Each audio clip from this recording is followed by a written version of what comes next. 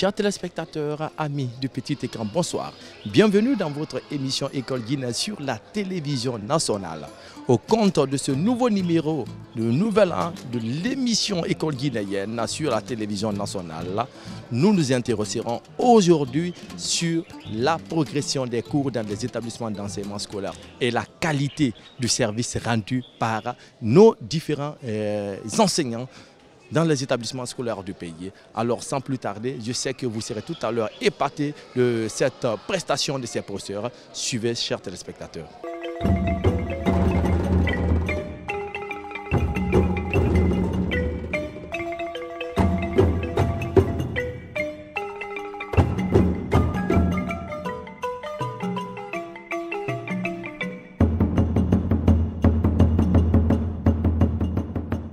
Dans cette école, le recrutement est basé sur les tests. On a une commission, deux commissions, commission sciences sociales, commission sciences exactes. Et dès la fermeture, nous lançons l'appel d'offres. Donc, en fonction des besoins. Dès l'ouverture, nous avons un chronogramme.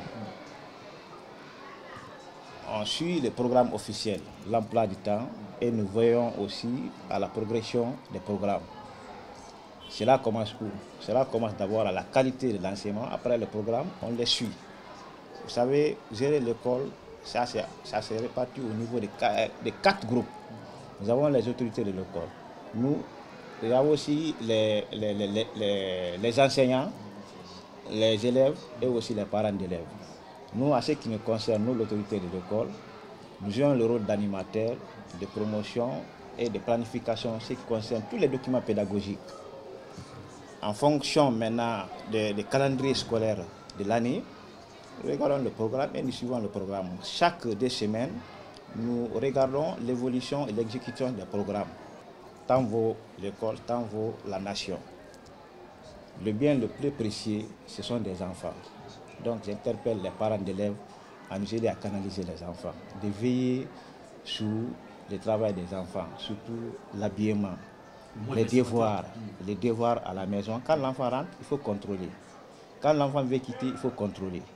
Il y a les enfants qui quittent à la maison arrivent à l'école. Donc nous avons ces problèmes-là. Donc j'interpelle les parents d'être actifs dans la vie scolaire de leurs enfants.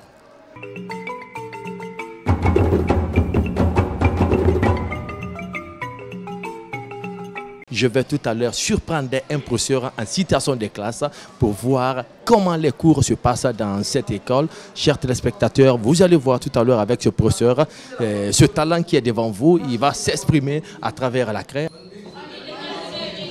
U carré, on a calculé U carré, n'est-ce pas? On a trouvé que U carré égale à quoi? Racine de 3 plus I. À partir de là, la deuxième question, la question suivante, on dit de déterminer la forme trigonométrique de U. Comment est-ce qu'on pourra déterminer la forme trigonométrique de U? Oui.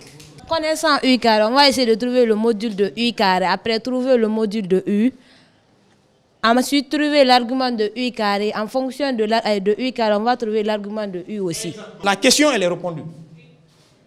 À partir du U carré, parce que là, on n'a pas... Pourquoi? On n'a pas l'expression algébrique de U. N'est-ce pas? À partir du carré, on cherche à en déduire le module de U et l'argument de U. À travers le module et l'argument, on aura la forme trigonométrique, mais la forme trigonométrique, n'est-ce pas? Donc dans ce cas, on aura racine de 3 plus I.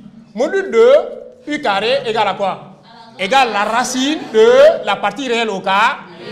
Racine de 3, le tout au carré plus quoi? 1 au carré, merci. On aura racine de 4, n'est-ce pas? Racine de 4 c'est combien? C'est 2. Donc module de U carré égale à combien? Égale à 2. À partir de là, on peut en déduire le module de U, non?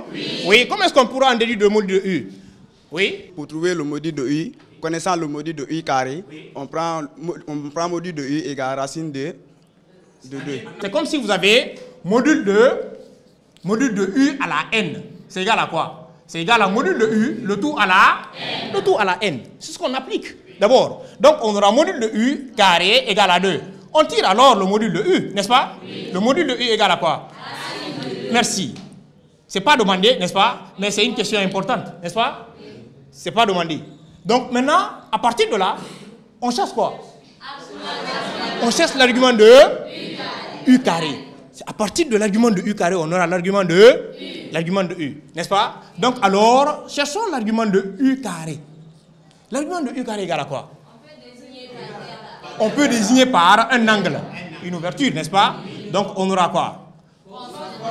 Cosinus de θ égale la partie réelle de l'expression algébrique, n'est-ce pas? C'est racine de combien? Sur quoi? Sur quoi? Sur 2, non? C'est bon? Est-ce que vous avez compris? Parce que ça, c'est module de U, n'est-ce pas? Donc, après, sinus de θ égale à quoi? À 1 sur... N'est-ce pas? À partir de là, comment est-ce qu'on pourra trouver l'argument de U carré? Oui? Comment est-ce qu'on pourra trouver l'argument de U carré? Oui? On doit faire ressortir d'abord. L'argument de U carré est égal à 2 arcs de U. Oui. De là, on tire U carré. Oui, qui encore? On doit d'abord chercher le cadran dans lequel... On se retrouve, n'est-ce pas? Donc, le cadran dans lequel on se retrouve. On se retrouve dans quel cadran? Oui. Ici, on se retrouve dans le premier cadran. Pourquoi? Parce que cosinus est positif et puis négatif aussi est positif. Sinus est supérieur à... La valeur de sinus est supérieure à 0 et la valeur de cosinus aussi est supérieure à... Là, on se retrouve dans le premier cas. Dans le premier cadran, c'est quel angle? L'angle alpha. L'angle alpha. Alors, quel angle en radian qui a pour cosinus racine de 2, 3 sur 2 et pour sinus 1,5? Cosinus égale à racine de 2, sinus 1,5. Le cadran, l'angle là-bas, c'est pi sixième. Pi sixième. C'est pi sixième en ra.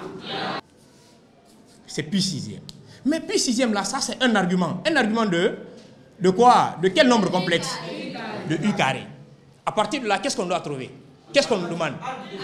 Donc on cherche d'abord arc de... N'est-ce pas? Oui, à partir de là, qui peut en déduire l'argument de U? Qui pourra en déduire l'argument de U? Oui? On passe par la formule de l'argument. On dit arc de Z à la N. Oui. C'est-à-dire qu'on a l'argument de U au carré. Oui. Oui. L'argument de U au carré. Oui. Regarde, à combien? À pi sixième. À pi, oui, on sait que c'est pi sixième. Oui. Maintenant, on tire maintenant arc On de... tire, n'est-ce pas? Oui. On applique la propriété, n'est-ce pas? Oui. Arc de U À la N. c'est À la arc de arc de pi. n'est-ce pas? Donc Oui. on aura deux arguments de quoi? De pi. Argument de U, n'est-ce pas? Oui. Égal à quoi? Et pi sixième. Merci. Dans ce cas, pi sixième divisé par 2. Alors, argument de U sera égal à combien? Argument de U égale à pi douzième. Merci. Ça, c'est un argument de... C'est bon? Ça, c'est un argument de U. Mais qu'est-ce qu'ils ont demandé? On dit de déterminer la forme trigonométrique. On a trouvé alors le module et l'argument de U. Oui, qui peut venir trouver la forme trigonométrique connaissant le module de U et l'argument de U? Connaissant l'argument et module de U, on va chercher la forme trigonométrique. En connaissant le module, Le module c'est combien? racine de 2, Oui, racine de 2, oui. facteur, Oui. cosinus Oui, cosinus de l'argument, n'est-ce pas? de l'argument Oui. pi douzième Oui, plus oui. I sinus Et sinus de pi douzième. pi douzième. C'est la forme trigonométrique. Donc tu fais... Qu'est-ce qu'il reste? Tu as fermé la parenthèse. Tu fermes la parenthèse. La question numéro 3. Donc, soit en déduire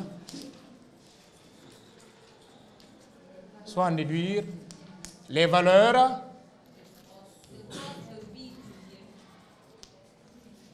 de cos de pi douzième et sinus de pi douzième. OK? Rapidement au crayon. En déduire les deux valeurs, cosinus de pi douzième et sinus de pi douzième. Rapidement.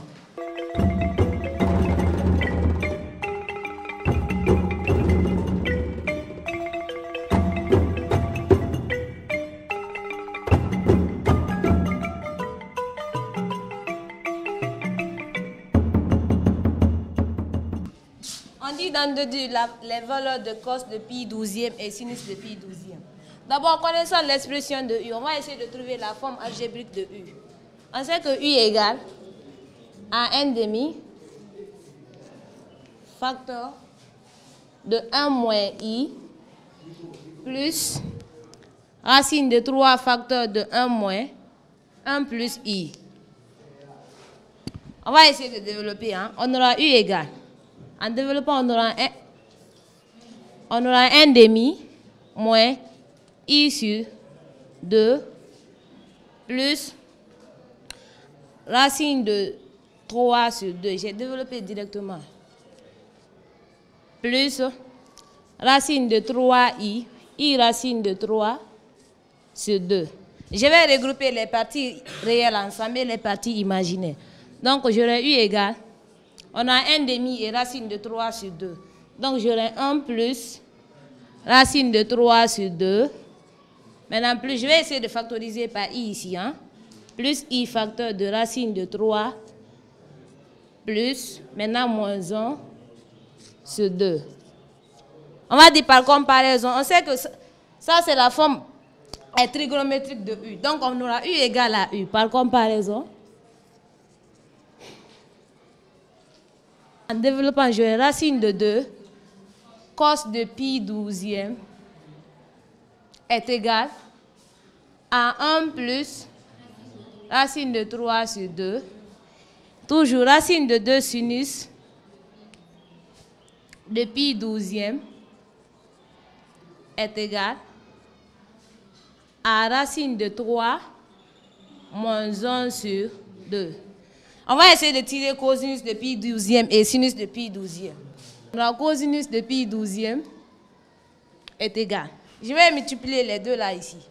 Donc j'aurai 1 plus racine de 3 sur 2 racines de 2. Et sinus de pi 12e égale à 1, racine de 3 moins 1 sur 2 racines de 2. Mais on a dit que la racine ne doit pas rester au dénominateur, donc je vais essayer d'enlever la racine. Je vais multiplier maintenant par, comme on dit, racine de 2. J'aurai racine de 2. J'aurai racine de 2 fois racine de 3, ça fait racine de 6. Plus racine de 6. Maintenant, je vais élever ça au carré. En élevant, ça fait 4. Égal. Toujours, ça fait racine de 6 moins racine de 2 sur 4. Donc, on va dire donc, la valeur de cosinus de pi 12e est égale racine de 2 plus racine de 6 sur 4. Et la valeur de sinus de pi 12e égale à racine de 6 moins racine de 2 sur 4. Comme c'est demandé, on va encadrer. Aujourd'hui, le cours est axé sur une partie de la mathématique qu'on appelle les nombres complexes. Alors, vous avez parlé d'arguments tout à l'heure, monsieur. Et maintenant, je veux savoir quelle est l'utilité des nombres complexes. Pourquoi on fait des nombres complexes? En terminant ça, c'est une première question. Maintenant, la deuxième question, c'est de savoir est-ce qu'il y a une différence entre le module et une norme. Et en plus, dans l'exercice, vous venez de donner tout à l'heure une partie qu'on appelle, ici par exemple, on dit en déduire. Quand est-ce qu'on utilise en déduire veut de quoi? Quand on pose la question en déduire, ça veut de quoi? On doit se référer de quoi pour dire en déduire? Ça, c'est une question que peut-être les élèves eux-mêmes vont répondre tout à l'heure. Vous avez parlé qu'il y a la racine carrée au dénominateur. S'il y a la racine carrée au dénominateur d'une fraction, pour l'enlever, comment on appelle ça en mathématiques? Rationnel. C'est le rationnel. Quand vous prenez par exemple le cercle trigonométrique, comme vous avez donné, ça c'est le premier cadran, vous divisez ça en 2. Ici c'est combien de degrés? Les enfants doivent savoir. Si c'est combien? Rapidement? Hein? Non, en degrés. 30 ans? Ici c'est combien? 45 degrés, 60 degrés. Ici c'est combien? 90. Maintenant en radian, ça c'est combien? Pi sixième. Ici c'est combien? Pi quart. Ici c'est combien? Pi tiers. Ici c'est combien? Pi demi. Maintenant l'enfant doit pouvoir connaître hein, par cœur les différentes projections. C'est-à-dire on projette sur l'axe des X qu'on appelle l'axe des cosinus. Ça, c'est quoi? L'axe des sinus. N'est-ce pas? Je fais une projection verticale et une projection horizontale. Ça représente un premier point. Par là aussi, la même chose. Par là aussi, la même chose. Donc, on a combien de points? 3 points qui sont là. Donc, on peut dire 1, 2, 3. On divise ici par 2. Après, on met la racine carrée. Donc, si par là aussi la même chose, 1 demi, racine de 2 sur 2. Ici, racine de 3 sur 2. Quelle est l'angle dont son cosinus égale à son sinus? Égal à son sinus. C'est pi. Donc, on doit connaître ça, c'est le premier cadran. Maintenant, pour trouver le deuxième cadran, qu'est-ce qu'on fait? Si c'est pi demi, pour trouver le deuxième cadran, ici c'est pi demi, non? Pour trouver l'angle qui vient ici par là, aussi, regarde, qu'est-ce qu'on fait? Quel est l'angle qui vient là? 90 degrés plus combien? Pi sixième. Plus pi sixième. C'est qui donne combien? 2 matin, c'est combien? C'est 6. On multiplie ici aussi par 3, on a combien? 3 pi plus 1 pi sur 6. C'est qui donne combien? 4 pi sixième. 4 pi sixième reprend combien? C'est 2 pi tiers. Donc, on peut 2 pi tiers. Donc, concernant votre première question, c'est-à-dire pourquoi les nombres complexes en terminale, les mathématiciens étaient confrontés à un problème, c'est-à-dire de résolution des équations, de certaines équations, comme par exemple les équations du second degré. On résolvait ces équations du second degré dans R. Par exemple, l'équation x au carré plus 1. Pour la résolution de ces équations, c'est-à-dire on utilisait delta. On passe par delta. C'est-à-dire delta, c'est b carré moins 4ac. Lorsqu'on calcule delta à ce niveau, a, c'est-à-dire les équations du second degré, c'est des équations du type comme ça. ax carré plus bx plus c égale à 0. Donc, lorsqu'on calcule delta, on trouve que delta est supérieur à 0. On dirait qu'il y a 2 solutions dans R. L'équation admet 2 solutions. Si delta égale à 0, il y a 2 solutions mais confondues. On dira qu'il y a une seule solution. Mais si delta est inférieur à 0, pas de solution dans R. Donc ça, c'est un problème. Pour trouver solution à ça, pour surmonter, raison pour laquelle, comme par exemple le cas de l'équation là, donc on dira que ici, B c'est 0. 0 maintenant moins 4AC. Je fais comprendre? Donc on aura moins 4 inférieur à 0, on dira que pas de solution dans R. Raison pour laquelle ils ont trouvé un grand ensemble qui contient aussi R, qu'on appelle l'ensemble C. L'ensemble des nombres complexes. C'est pour trouver solution à ce genre de problème. Merci. Applaudissez pour... Nous sommes tout à fait enthousiasmés de voir des jeunes professeurs évoluer de la sorte pour donner le savoir aux futurs cadres de ce pays. C'est bien ça. Et il a donné une définition qui est là. Mais dans la vie courante, quand vous prenez les appareils comme un oscillateur par exemple, c'est quoi qu'il y a dedans? C'est les nombres complexes. Le signal, l'oscillation du signal. La téléphonie, c'est quoi? C'est les nombres complexes.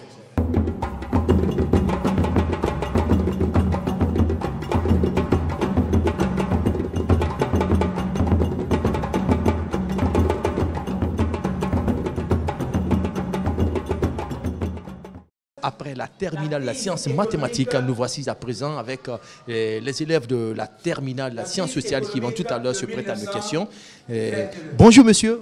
Bonjour monsieur. Nous sommes dans vos locaux, dans le cadre de l'émission École guinéenne. Oui. Et nous sommes à quel nouveau maintenant du programme? Aujourd'hui, je suis sur la 5e leçon de notre programme. Cela représente combien de pourcents? Représente 30% de notre programme. Ce cours intitulé la conférence préparatoire pour la réorganisation du monde est un cours qui a un aspect très important. Ce cours parle ici de la réorganisation du monde. C'est que les grands acteurs pendant la Seconde Guerre mondiale ont prévu pour ne pas tomber sur les fossés qui ont été créés avant par la SDN, c'est-à-dire la Société des Nations, qui a été créée en 1919, après la Première Guerre mondiale. Et cette institution qui a été incapable de gérer les problèmes mondiaux après la Première Guerre mondiale, et pendant cette Seconde Guerre mondiale également, qui a débuté le 1er septembre 1939 et qui a pris fin le 2 septembre 1945, était c'est-à-dire un acte majeur pour ces pays qu'on a appelés les pays alliés. Il s'agit de l'Angleterre, de la France des USA et de l'URSS. Alors, cette conférence ou ces conférences préparatoires pour la réorganisation du monde visent ici à préparer le monde après la guerre. En ce moment, nous sommes pendant la guerre parce que la toute première conférence sera appelée, qui peut me rappeler, de la toute première conférence? La première conférence, c'était la conférence de l'Atlantique, le 14 août 1941. La toute première conférence est la conférence de l'Atlantique. Cette conférence a été tenue au Canada, réunissant ici deux grands acteurs majeurs même de la Seconde Guerre mondiale. Il s'agit de Winston Churchill, l'ex-premier ministre britannique, il était le premier ministre à l'époque de l'Angleterre, et Franklin Delano Roosevelt. Cette conférence avait pour but de mettre en place une institution digne de ce nom, qu'on a appelée l'ONU, l'Organisation des Nations Unies. Et comme je l'ai dit au départ, cette conférence a été tenue au Canada, à Montréal. Et cette conférence avait pour but de freiner, de chercher à mettre en place une institution digne de ce nom qu'on appelle l'ONU. Ça a été la toute première conférence qui a réuni les Anglais et les Américains. À la tête, il y avait Winston Churchill et Franklin Delano Roosevelt. Deuxième conférence, parce que nous sommes sur les conférences préparatoires pour la réorganisation du monde. Deuxième conférence. Oui. La conférence de Washington qui a eu lieu le 1er janvier 1942. La conférence de Washington. Cette conférence a été tenue à Washington, dans la capitale américaine, aux États-Unis. Cette conférence a réuni aussi Winston Churchill et Franklin Delano Roosevelt. Cette conférence prévoyait ici la mise en place, c'est-à-dire de prévoir les chartes de l'ONU, c'est-à-dire la charte de l'ONU qui doit être appliquée. Et dans cette charte, on peut retrouver aussi quelques principes qui doivent régir ici la nouvelle institution qu'on a appelée l'ONU. Troisième conférence. Troisième conférence de l'ONU, ça se porte sur la conférence de Moscou de 19 à 30 octobre. La troisième conférence, c'est la conférence de Moscou en 1943. Cette conférence a vu la participation de trois grands acteurs. Je vais commencer par, à l'époque, le chef de l'État russe était appelé Joseph Staline. En plus de Joseph Staline, il y avait le premier ministre britannique également qui a participé à cette conférence, qu'on appelait toujours Churchill.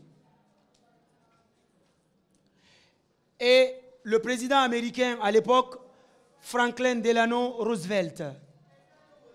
Et cette conférence prévoyait la rentrée de la Russie dans cette nouvelle institution qu'ils veulent mettre en place.